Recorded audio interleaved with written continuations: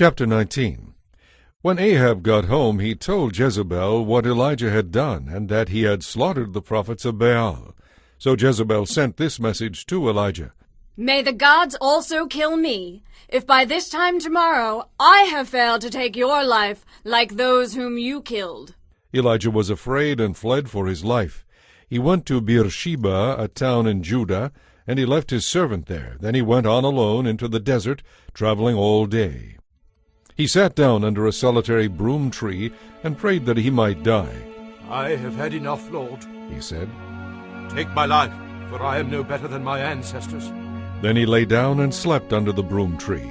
But as he was sleeping, an angel touched him and told him, Get up and eat. He looked around and saw some bread baked on hot stones and a jar of water. So he ate and drank and lay down again. Then the angel of the Lord came again and touched him and said, Get up and eat some more, for there is a long journey ahead of you. So he got up and ate and drank, and the food gave him enough strength to travel 40 days and 40 nights to Mount Sinai, the mountain of God. There he came to a cave where he spent the night. But the Lord said to him, What are you doing here, Elijah?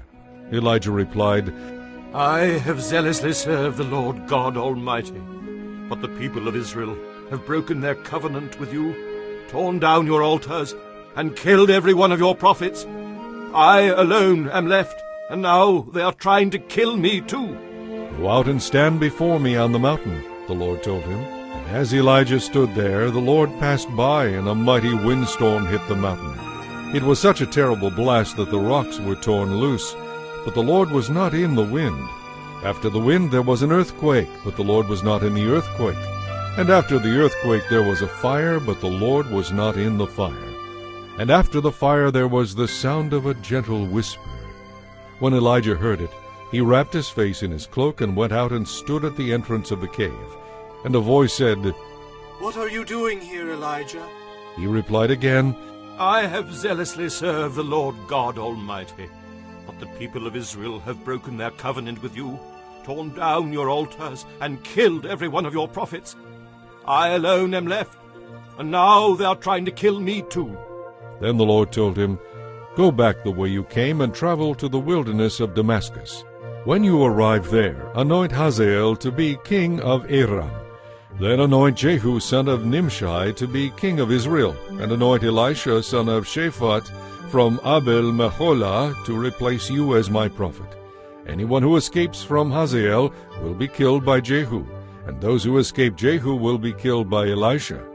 Yet I will preserve 7,000 others in Israel who have never bowed to Baal or kissed him. So Elijah went and found Elisha son of Shaphat plowing a field with a team of oxen. There were 11 teams of oxen ahead of him, and he was plowing with the 12th team. Elijah went over to him and threw his cloak across his shoulders and walked away again. Elisha left the oxen standing there, ran after Elijah, and said to him, First let me go and kiss my father and mother goodbye, and then I will go with you. Elijah replied, Go on back, but consider what I have done to you. Elisha then returned to his oxen, killed them, and used the wood from the plow to build a fire to roast their flesh. He passed around the meat to the other plowmen, and they all ate. Then he went with Elijah as his assistant.